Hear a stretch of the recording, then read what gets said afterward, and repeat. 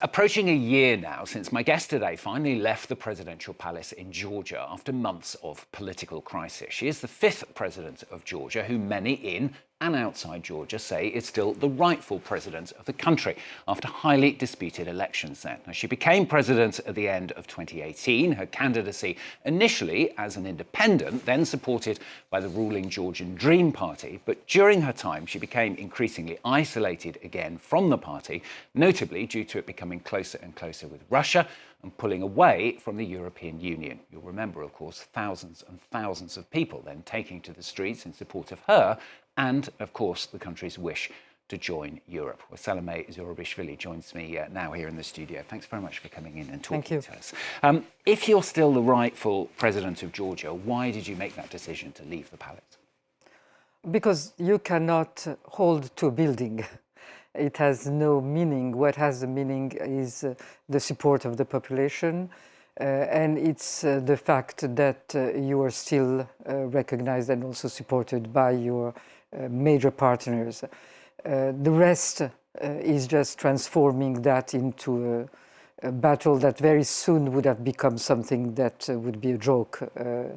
It's much more important than to be standing on the streets. When I'm standing on the streets with my people, it's much more important to be here testifying for Georgia's future, or in the Congress, US Congress, or elsewhere, where I can bring the voice, which has been my duty even when I was a president, because as you might know, I didn't have executive powers, unfortunately, unlike Maya Sandu, which allowed her to keep the country on the right track.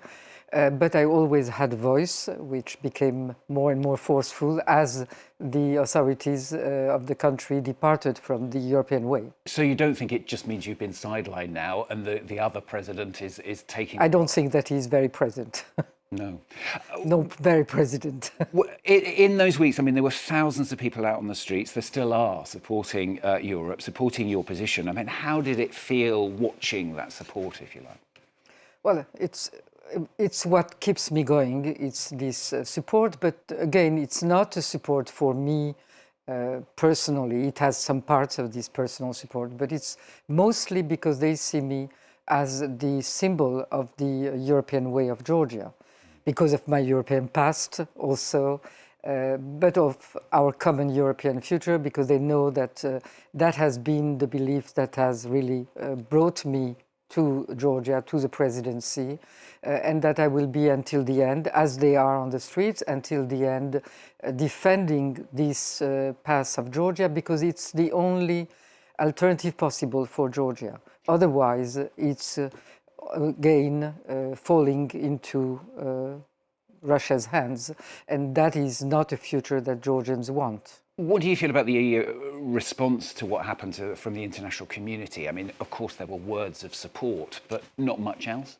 Not much else. It's very difficult. We are not in Ukraine situation. There is no material support that they could bring to this opposition and to the defense of the European past. So there have been statements, not enough maybe.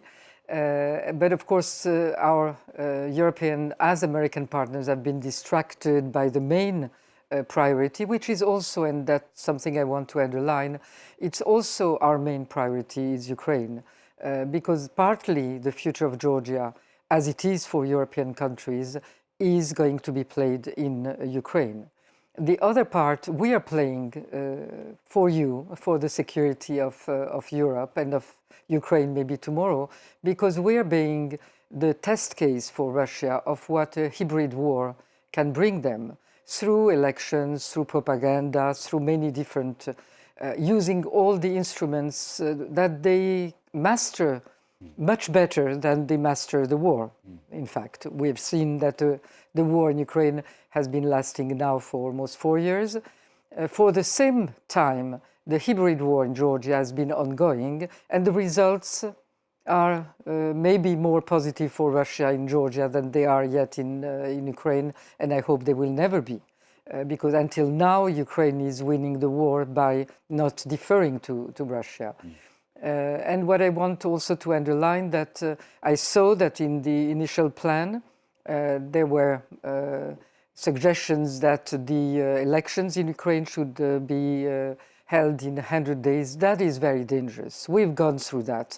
And nobody has really yet studied the preventive measures that have to be taken. You can't trust the system, in other words. You can trust, and especially after a war of that kind, it will be very difficult for the current administration to take all the preventive measures that we have not been able to take in peaceful circumstances, that Maya Sandu has been better to take. So that is very dangerous. Another thing that is very dangerous in those peace plans, that what I've seen, I'm not aware of the last developments, you cannot say that Russia should never intervene again in Europe and in Ukraine. What about the other neighbors?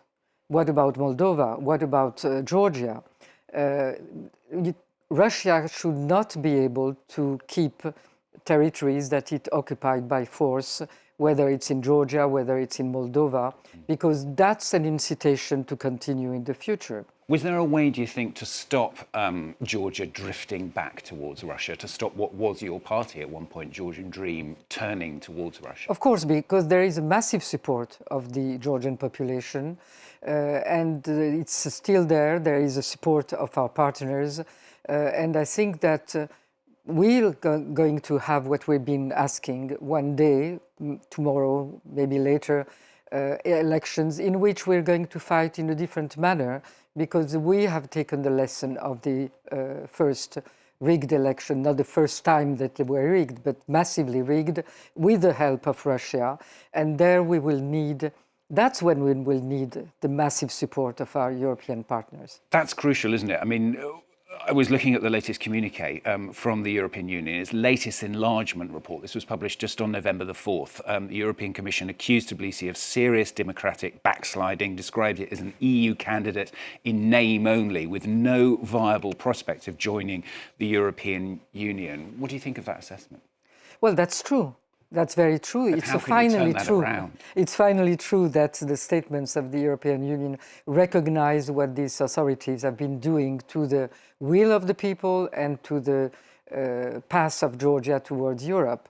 But no measure has been taken over the past, what I mentioned, almost 4 years, that Georgia has been drifting through different legislations, through attacks on all the European and American ambassadors, very direct attacks, no reaction to this rhetoric.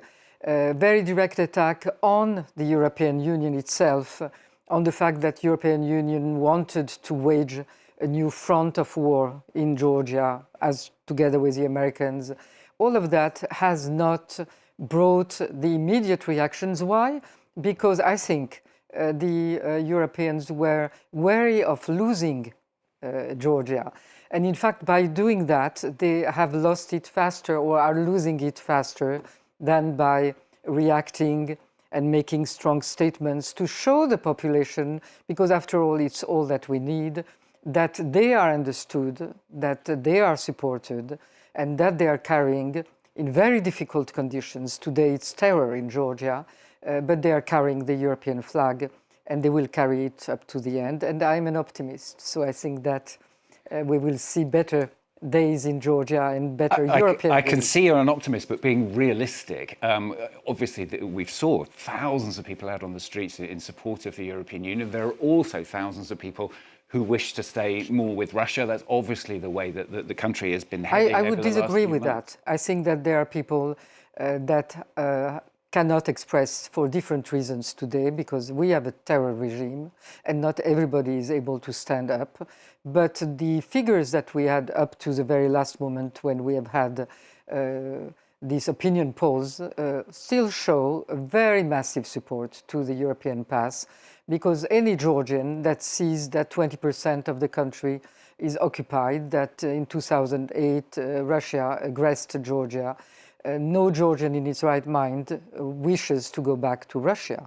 Might be afraid of the propaganda about war, might be afraid of losing certain privileges, might be afraid of going to jail without reason, which is the case for so many young people today in Georgia that are taken out of the streets for no reason at all.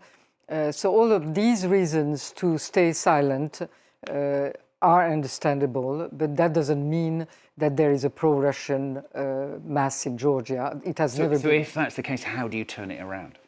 We turn it around, I think, through the peaceful ways, which is through elections. Again, the next elections, we're not going to be naive. We're not going to fight it in the same ways as we did in the past. And we certainly will demand more support of the partners outside in terms of fighting back the propaganda, fighting back the different instruments used for rigging elections. I'd like to ask you one last question from a personal point of view.